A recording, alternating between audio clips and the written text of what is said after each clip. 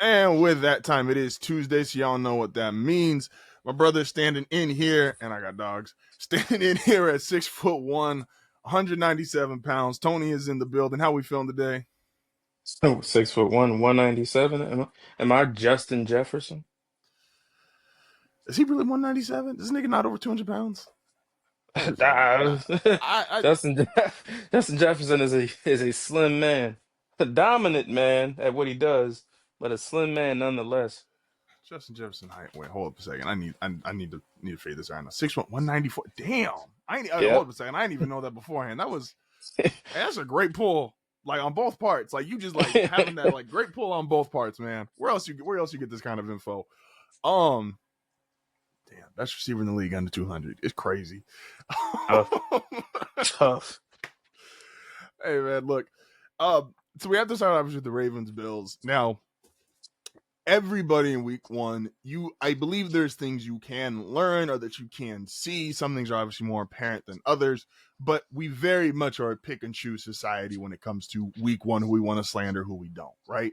Yeah. For example, by all accounts, a lot of people's number one, at no worse, people's number two, wide receiver in the NFL, and I was told the best offense ever, ain't played that great yesterday, but we ain't hear nothing about it because they won the game. And that's the beauty of week one. We pick and choose who we want to say had a bad week or not. Some things are, again, obviously more obvious. No, everyone out right now is slamming Miami. They probably look the worst out of any team. The Ravens game, my breakdown was, I think you only lose that game to Josh Allen in that circumstance. I know people are pulling up all the numbers now and like, oh, they've lost this many games and this many with this big of a lead in the quarters, blah, blah, blah. But I don't think anybody besides Allen, and maybe you got to give Mahomes the edge as well, is Hmm. winning in that fashion. Right. Again, they're at 15, 4 minutes to go. And if the only people that can really, really beat you is Allen and Mahomes, you're in a good spot. So, Literally. and again, to that game, if you watch quarterback play around the league, you see the difference. Even with someone like Mahomes, who we all acknowledge because of the resume, today, February, September 9th, 2025, Lamar Jackson and Josh Allen, the tier they're playing quarterback at is different than everybody else in football right now. And so I watched a lot of games. I was watching Cardinals Saints, man, 2 days ago. I have a disease because no one should be watching Cardinals Saints. But if you watch that game and then you watch Lamar and Josh Allen, you're like, this is just two different sports. Hmm. Your takeaway from the week one game, again, a disappointing loss, but to me, it's not near the world change or a game ender that people are making it out to be. The loss, the game was fantastic, obviously. The loss is disappointing if you put a lot of stock into that game itself, which I did not. Um, because at the end of the day, if the Ravens go out there and they blow out the Bills at home or they win the game, dropping 40 plus points, and say they won the game 40-38 or however, the narrative would have been this is a dominant Ravens team that is looking like, the best offense in the league and Lamar and Derrick Henry, and how do you stop this offense? But then the underlying thing of that would be, but can they do it in January? Mm-hmm. So, in understanding that, I don't look at them losing and say, this is just so devastating. This is so, this is just the worst. Like, you don't want to see your team blow double-digit leads in the fourth quarter, but you also don't want your team to just get their head beat in constantly either. And Mm-hmm. to blow the double digit leads like they do, you first have to get the double digit leads. You have It's to true. even be in these positions. So I can live with them losing the games that they lose because more times than not they win them. And Mm-hmm. they're in the position. Like, let me like breaking it down from this standpoint. Yesterday's game was crazy. It was a game of inches, literally. Mm-hmm. Malachi Starks drops a pick in the first quarter that could have changed things. Fourth quarter, Thibodeau Awuzie he drops a pick that would have changed things. Trent Simpson down the ball at the 1, but they said he touched the line. Should he have left his feet? No. He probably should just let the ball go. It was probably going to settle at the 1 anyway. But, he's just trying to make a play. And that's the play that's not reviewable to see if he touched the line or not. Looked like he didn't. Looked like he was inches away from the line, but whatever. Tyler Luke, who kicked really well yesterday, he missed the extra point that left it a 15-point game instead of a 16-point game. Mhm. What other plays happened? Obviously, you have missed penalties or penalties that happen. You literally had, I think it was 3rd and long. The Josh Allen touchdown ricocheted between 3 or 4 people and ended up in the arms of, I think, Keon Coleman caught that touchdown. The next play after that, offensively for the Ravens, is a run by Derrick Henry and a fumble that we probably will never even see again. Derrick Henry will probably never do that again. So it's it's frustrating for fans, I get. And I'm not here to say that fans shouldn't be frustrated, but I'm also here to say don't be shocked when these things happen and don't let it take over how you feel about a team that's still going to be there in the end when we talk about teams that can compete for the championship. Like, I looked at that game and I said this many times before this. I said on this show, I said on group chat, I've said it all over the place. The Ravens are going to trick off 3, 4 Mhm. games. That's just what's Yeah. going to happen. Like, as long as Harbaugh is the coach, that's just what it is. Like, you have to just accept that they're going to lose games like that. But they're going to win a lot of other games too. They're going to win 12, 13, 14 games. And obviously, you don't want this to keep happening because it happens in the playoffs and things like that. But we as football fans, we watch these podcasts, we watch these shows, we watch people break down numbers all week leading up to Sunday. We watch people talk about this statistic and that statistic. We talk about all of these different things going into these games, and we listen to people that we respect that are really smart talk football. But at the end of the day, this shit is luck. This shit is luck. It, it's a matter of the ball bouncing this way and it doesn't bounce that way. The ball bouncing this way can be the difference between your team winning and you having a great weekend. The ball bouncing that way could be the difference between your team losing and you not wanting to go to work on Monday. That's just how Mhm. this shit has always worked. And for whatever reason, the ball just has not bounced the Ravens' way in these situations. They won fucking 12 games last year. They won 13 games the year before. It's a Yeah. woe is me thing because this is a team that people feel can win the Super Bowl and want to win the Super Bowl.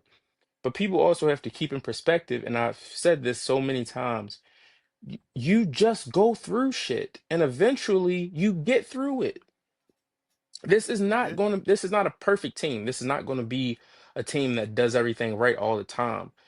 This is not what this is. So you have to accept it as a fan and know that eventually this shit is going to turn around. It just has to because it always does. Yeah. And this is not a situation where the Ravens are going to the Super Bowl over and over again and losing. They are literally taking the steps to get there, and you have to just go through this type of shit. And Yeah. on the other end of it all, I'm gonna let you go, but the other end of it all, this team scored 40 points yesterday without Isaiah Likely, without Patrick Ricard leading in the run game. This team scored 40 points, really not playing like great. If you watch that game, like obviously No, it's they insane. scored a lot and they scored a lot and they ran the ball really well. The passing game is going to be better. The offensive line is going to gel more. They'll be better. They scored 40 and they probably was a B plus A minus game from the offense. Bate didn't do much. Mark didn't do much. Like I said, Isaiah Likely didn't even play. This team is going to be fine.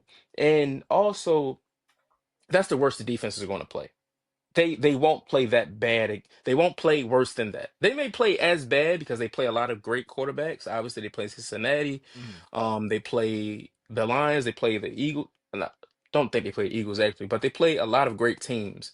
So the defense may Mhm. have a performance where it's similar to that, and you deal with that. But they won't be that bad again. It will only get better. They'll only get better, and you'd rather deal with this in week 1 because now you know what to work towards. Yeah. And I said it yesterday where I would put a lot of money that Derrick Henry will end the year with more 150 plus yard rushing games than he will with fumbles. So I'm not saying he might fumble once or twice more the rest of the season, but he will end up with 4 or 550 plus yard games. And you take that when he is. I get Saquon. I personally still consider Henry like the class of the NFL as far as running backs. I'm aware Saquon just had this amazing season, but Henry's been so consistent the last 4 or 5 years. Like it's him, CMC, and Saquon, but Henry's been more consistent than the other two, and the other two are great. Hmm. I will ask too for the because you're right. You did say they were going to lose games that they shouldn't, and whether you feel like Buffalo's a game they shouldn't win, those are two of the best teams in the AFC. Yes. You were last year. You were very much on the point of like Harbaugh can't be back. Do you feel like it being week one that this is a sign of like, man, I know we just re-signed for the 2 to 3 years of extension, but this is the reason why you don't bring Harbaugh back? It's a thing all over the place with the fan base of like this is John Harbaugh's fault. You're in these situations because of the coach, for sure. I'm not sitting here saying that you aren't in these situations because of the coach. The coaching matters. This also isn't Mm-hmm. just a John Harbaugh thing. Todd Monken has to be more aggressive in these spots than he's been. Um, Zach Orr has to be better with the personnel he has in these spots than he's been. That defense was not good yesterday. And obviously, a thing that does not get talked about, and it won't, this is week one.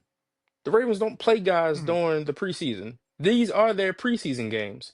Guys were, you can see it on their faces. Guys were cramping up. Lamar said he cramped up. I think Marlon might have cramped up on the back end of that game there.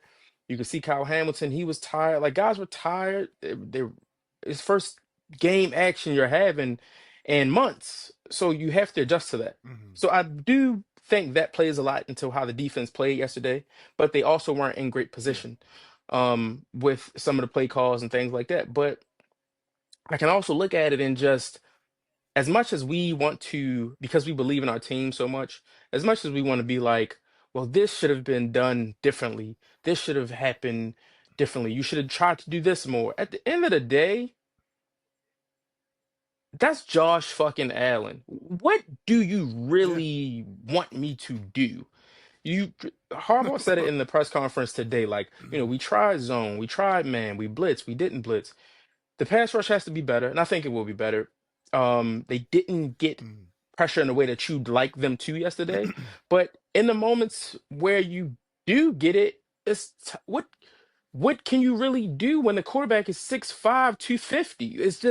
It's hard, and he can run. He's fast. Like, what do you? It's not a situation of this is a guy that's just standing in the pocket that's stationary. This team will have a lot of success over the coming weeks when they play quarterbacks that are a little bit more stationary. They play Flacco next week. They play Jared Goff on Monday night. They play Mahomes, who's obviously much more mobile, but Mahomes can. He's not Josh Allen. He's just not. Um, Yeah. they play CJ Stroud, who's much more pocket-based, stationary quarterback. Like the pass rush will have success. I think people are just not giving enough credit to the Ravens having to play Josh Allen in Buffalo at that. It's just you kind of got to just deal with that shit. But to the Harbaugh point, I don't want to veer from that. To the Harbaugh point, I said and I remain this way that the Ravens need a new face because it's just been so Mm-hmm. long with the same voice. And sometimes you can kind of lose the guys. I don't think he's losing the locker room necessarily, but I also think that just a different energy would be a bit more beneficial. But I'm realistic in knowing that you are just not getting John Harbaughs off the fucking street. Like, and that's what the fan base doesn't really want Yeah. to accept. Is that sure, they can let him go, they can fire him, they can try to find his replacement or whatever. The grass is not always greener based on what you have. You have a team that can win the championship. And you have a coach who, at the very least, you have a head coach at the very least is going to get them to one game within the championship. The rest is up to them at that point. It just is. We just seen this 2 years ago. No, I agree. This is a coach that can get them to the conference title game Everything else after that is on the players on the field. I agree. The excuse me. I'm gonna skip one of the ones I sent you earlier because I want to make sure I get time for this. Okay. So the WNBA is obviously it's still exploding. The last 2 years numbers keep going up, and the thing people don't want to say is numbers are still going up this season, even And though you somebody like her. I isn't hate being playing on the this. games. Yes. And I hate that that's even like a conversation, but it needs to be said out loud. Like Caitlin Clark has not played the majority of this season to this point. She is not returning this season, and numbers are continuing to go up. Am I trying to disregard her? No, she 1000% has an impact, but it's not just her, and that is something that does need to be said out loud. Also, Love Angel, you should wait a little before you start talking like that. Love you, but crazy talk is we'll see. Disagree, but Asia and the I Aces have got won you. 14 straight now. I don't mind at a certain point. I just think it's a little too early. Like I disagree. she's I not disagree because of the quite team there she in plays my for. opinion. I don't disagree because of the timing. I disagree because the franchise that she's playing for. Okay, maybe that's fair. That's there's I'm not going to I'm not going to claim to be like a Chicago Sky expert in that regard, and so there's probably validity there. It might be it's kind of like playing for the Browns. It's like if your franchise is so dysfunctional historically and you come in and you're great, like not everybody can be Myles Garrett and we just throw $200 million at you and say, hey, yo, just go out there and do what you do. Also, probably she might not say that if they threw $200 million at her. I don't know. Imagine. Like, um, but Asia, 14 straight wins. She's been dominating. And I do think it is unfortunate. And this is just impossible because the NFL is the biggest league in the world by a mile. So when the WNBA does have this success and Asia's hooping like this and the Aces are playing this well, and you're just running the NFL season, it's like, man, that is going to kill some of your momentum as far as the attention that you should get. And it's unfortunate, but it's just the reality. Like nobody's beating the NFL. It doesn't matter the sport, men or women's, right? But to just giving her flowers because I feel she deserves them on some level of like Asia Wilson, like how great historic, because I feel like that's who she has to start being compared to. When you get to a certain point, you're no longer compared to your peers, you were compared all the time. Maya Moore just went to the Hall of Fame. I know she is a lot of people's pick for the greatest player ever. How high can Asia go in your opinion? Um, she's already pretty high. I mean, talking about a three-time league MVP, possibly four. She just turned 29. Um, uh, two-time finals MVP. Um, records all over the place. She's on pace to have the second highest scoring season in WNBA history behind herself from a year ago. So I just It's pretty good. Pretty it's good. she's quickly approaching like the names that are Mount Rushmore level when you talk about Maya Moore, when you talk about Candace Parker, um, Lisa Leslie, Cheryl Swoops, those names, Cynthia Cooper, like she's approaching that level of greatness, and a third title to go along with a third Finals MVP and the success that they're having would be she may be already some people's GOAT if she can, achieve that third title before 30 to go along with the most valuable player awards and the depoys and everything like that. Like she's incredible. Like I said, man, the only basketball player in this world that plays the sport of basketball better than Asia Wilson is Nikola Jokic. That is it. No, that's valid. It's going to be tough because it was a fire. Whoever had the idea, a great idea. The Maya Moore picture is really tough to beat, where she's got like between professional and college, like all the rings, like Jordan had, is like both hands is like, all right, if you need to make a statement for like, yo, why you like are the person, like, pretty good statement. Not gonna lie.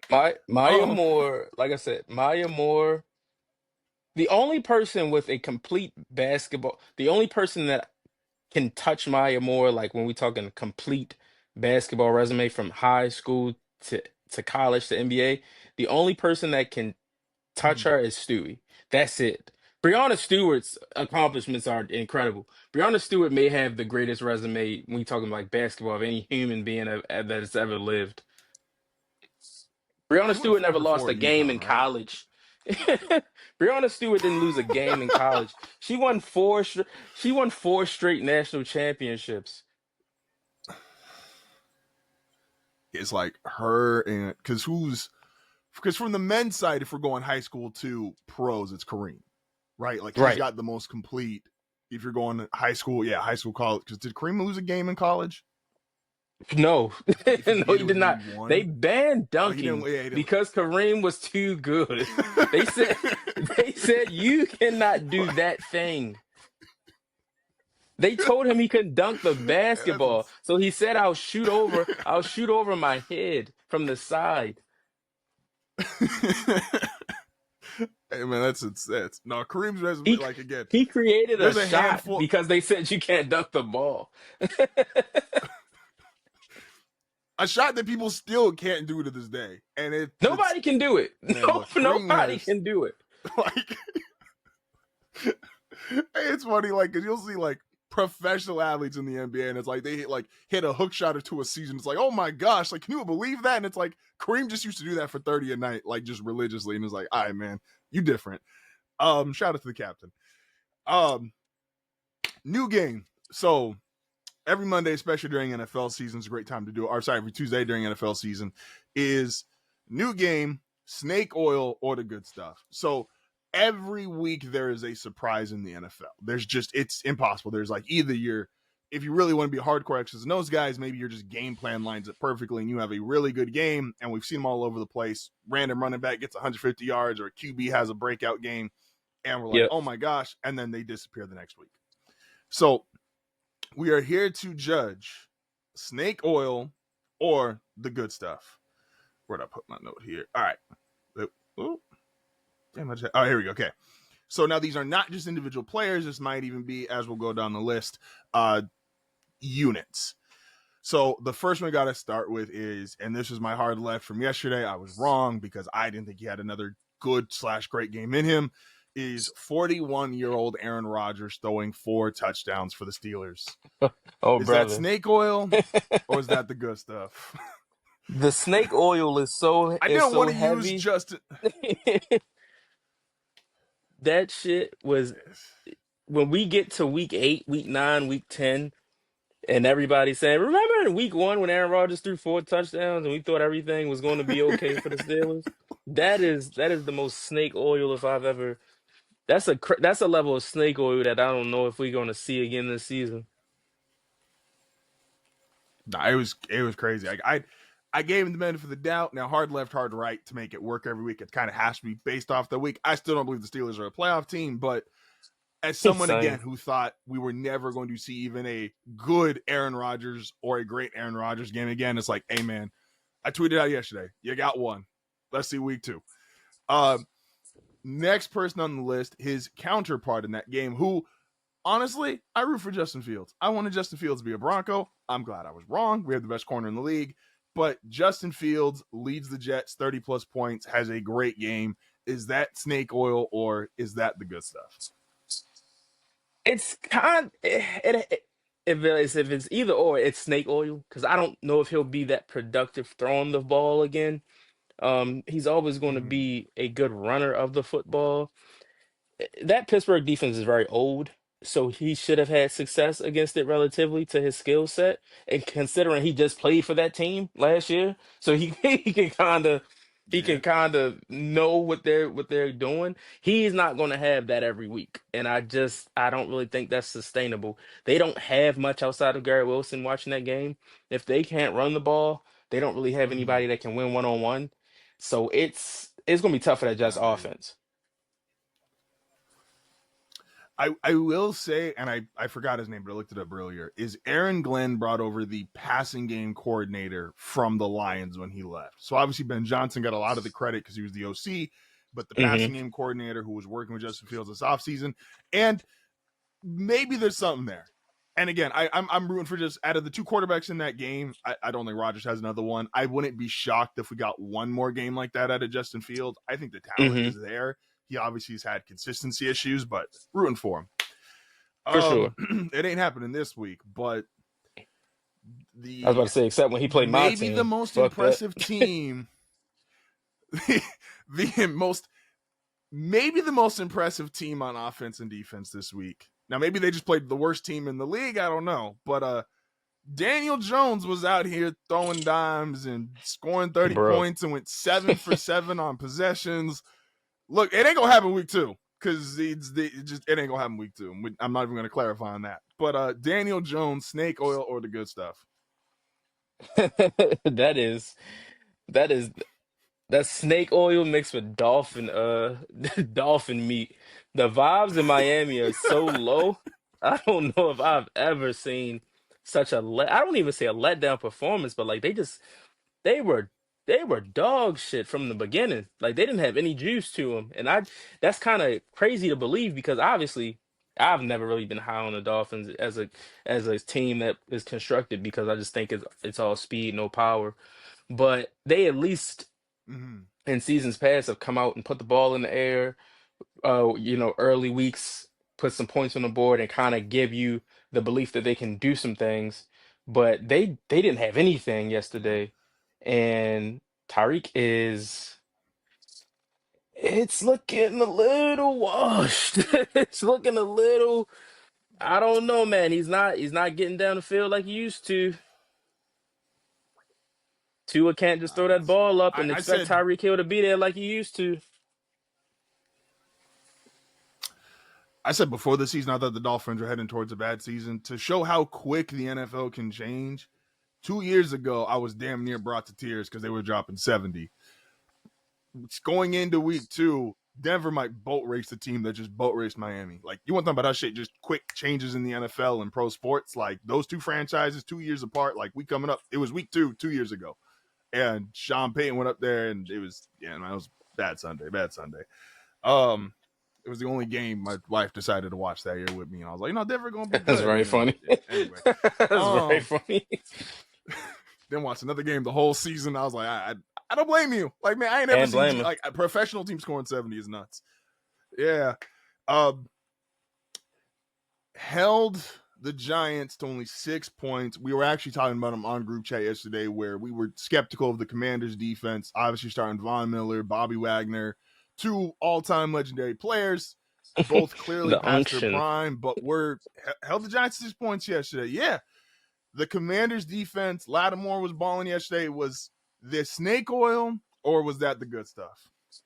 No, I think that's the good stuff. I think it's the good stuff, man. If like you said on the show, if Marshawn Lattimore if he can be better than he was, obviously he was dealing with the injuries and stuff like that when he got there last year. But if he can be better and Trey Amos is what they expect him to be, considering where they took him in the draft, this is a defense that can be really good. They got a lot from the interior yesterday, a lot of production from the interior.